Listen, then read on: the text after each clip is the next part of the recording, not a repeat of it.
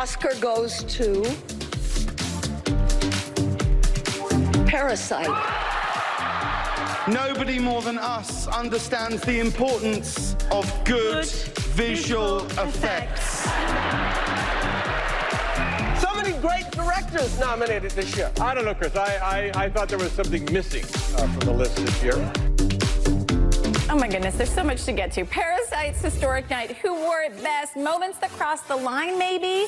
The Oscars are what America's talking about. So are we, along with Melissa Knowles. And also, we're so thrilled to be joined by celebrity stylist Philip Block, who has actually styled some of these celebrities that you saw on the red carpet yesterday. So he knows what he's talking about. First up, though, let's talk Oscars fashion. There were some hits and some misses, as there always are, on the red carpet. Let's start with some of the outfits that people did not like. Now, I'm going to defend her here. Billie Eilish, she has said a long time ago that the reason that she wears such baggy clothes, because this is Chanel, honey, is because she doesn't want people to be able to judge her body. Thank you for the laughter. She doesn't want people to be able to judge her body. I'm here for this look. Okay, Philip, what about you? Would you have advised her differently? I am judging that her clothes are very baggy. I'm not judging her body. The clothes don't fit. It doesn't look flattering. It looks messy. But it's Chanel, so we love it. We love a little Chanel. And it's cool. It's edgy. I definitely get it, but I just want it to fit a little better. Just, you know, I'm like a little bit of a fashion mom. We need that in our lives. One that did fit, but still getting some backlash, Billy Porter. And people usually love Billy Porter. Can we just say this is 24 karat gold, each one of these feathers. So there's some detail. I love the top, the bottom is a miss for me. Yes. Absolutely. It's way too much of a lot of different things there.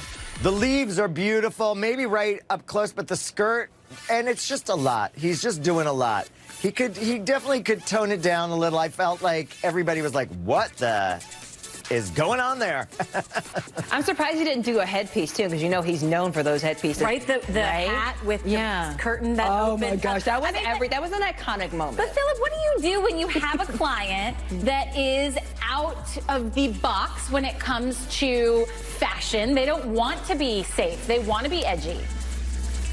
I think that's the fun part of the award shows, especially there's ways to do it and be elegant. You know, there was definitely someone like a Janelle Monáe was so chic and elegant and it was out of the box. She's definitely someone who's out of the box. And we've seen in history a lot of, you know, unique choices along the way. You have to find the personality. The person has to be comfortable. The great thing is Billy Porter was definitely comfortable in his look. You keep going back to that. Stop hating on Billy Porter. She doesn't want to show her body. Okay, what about Miss Baggy. Let's divert the attention. Gal Gadot, last one. Oh, when it comes to poorly dressed, what do you think, Philip? It was over the top. Again, it was the top was kind of beautiful, the pearls and the lace, very chic, but the skirt was just a lot. And I think fashion changes and people have different opinions. I was in a room full of fashion people and everybody was just like, what's going on? Nobody liked these big, voluminous skirts. Billy Porter, the same thing. I'm going back to Billy. Everybody didn't like the big, voluminous, tiered skirts. It felt like way too much. It just felt like Gal Gadot couldn't decide, do I want to do big on the bottom and lace on the top, or do I want, it was too much. Let's just do all of it. Let's do all of it at once. Why not? Let's do it all. Let's talk about some of the best dressed ones. Ooh, I love this. You already mentioned Janelle Monáe. That was a moment. The hood and everything. The silver, it sparkled just like you are today. We do know that my bland dress and the sparkly dress is definitely, we know who it is. in honor of the I know, and it works, girl. Look it was at this. Iconic. Looking amazing, and it was a theme. We also saw Scarlett Johansson with this, Philip. It was so elegant and so chic. And again, you want somebody to be able to be themselves. This was so out of the box for Janelle, and she did the Forever Mark diamond choker. It was elegant. And Scarlett Johansson, they were doing these kind of frosty metallics. I thought it was very chic, very elegant. Scarlett's dress was by Oscar de la Renta. Look at that beautiful, beautiful beading, the satin train. All the frosty metallics were very in. Is it cold out there? Because they're so icy. I had to say it. I had to say it. Okay, some stars actually use... They are icy. Icy so much. Some stars use their Well, you know what? clothing Can I tell you one thing about Janelle? Please, go for it.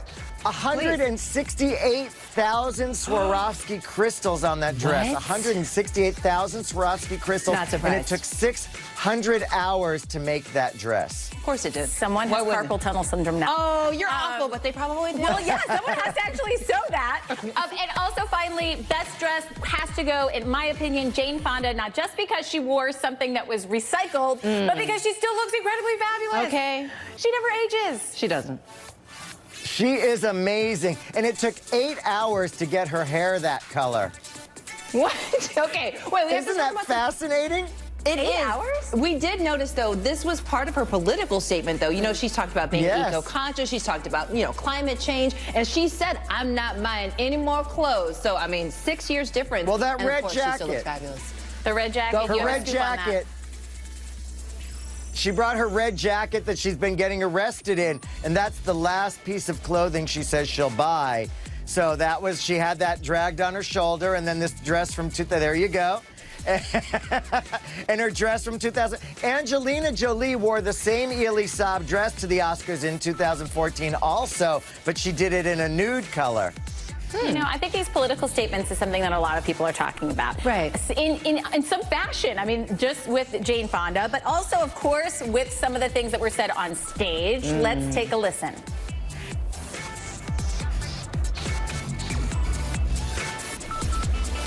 Okay, perhaps we don't have that. So one of the things that was said on stage, Janelle Monáe, when she was singing, oh, is it coming?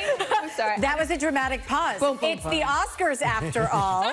You know, okay, so Exactly. a couple of things that you may have noticed when it comes to fashion and political statements. Okay. So first, there was Kobe Bryant with Spike Lee, the tuxedo in that Yes, statement. There yes. was also Natalie Portman. She had actually in her dress the names Embroidered, I of saw the that. women who were not nominated. And then, of course, there were these statements on stage that we do have now. Take a listen. Thank you to the Academy for this honor of honors. They told me I only have 45 seconds up here, which is 45 seconds more than the Senate gave John Bolton this week. I think whether we're talking about gender inequality or racism or queer rights or indigenous rights or animal rights, we're talking about the fight against injustice. We're talking about the fight against the belief that one nation, one people, one race, one gender, or one species has the right to dominate, control, and use and exploit another with impunity. Okay, well, some people may enjoy the Oscars giving them the platform to speak their minds when they win their awards. Philip, do you think that the Oscars has gone too political? I like it. I love when they incorporate it in the fashion. I thought that was very chic of Natalie Portman with her Dior cape right down the side of the cape. Everybody's subtle. I think, you know, films deliver a message. We tell stories in Hollywood. And if you can use fashion to tell the story, if you can use winning an award, I think that's kind of interesting what's happened with Joaquin. He feels like he's kind of awoken and seen a different side of the world, and he's expressing it. Can we just point out Janelle Monáe's opening act? Let's just play a little bit of it real quick. It was so breathtaking. The horses with the guns and the little women, the Dolomites, the parasites. It's time to shine. It's time to come alive. 'Cause the Oscars is so wide. It's time to come alive. So in there, she says, Oscars so white. Philip, what do you think about that political statement being made? I think it is. I think that they really had to overcompensate this time to make the Oscars politically correct. They had to show up that they had a female orchestra director. I think that they really had to throw the music in there. Throwing Eminem in there was such an odd thing. It's like, well, he's kind of black. he does that black music. kind of black. He does that black music. I mean, it was just, I think they really did try to overcompensate in the end. It's definitely a problem. It's definitely a problem. I thought it was a nod to what needs to be brought to the forefront. I appreciated that Janelle Monáe used her singing ability and her ability to change her lyrics. Now, did she do that on the spot, or was that rehearsed? I think it'll be interesting to see whether or not the ratings reflect how everybody at home feels about that. You know, I mean, we can sit here and talk about whether or not there should be political statements and it's wonderful and da-da-da-da, but do people want it? That's the key. Are there going to be the eyeballs on this kind of show? That's true. If people are saying, you know, things that maybe some people people at home don't agree with, some people do. We shall see when the ratings come out. For now, what we can confirm is that Philip Block is a fabulous stylist. And he does not like baggy clothes. No. No baggy Chanel. Thank you. Melissa Knowles, as always, thanks for being with us as well. My pleasure.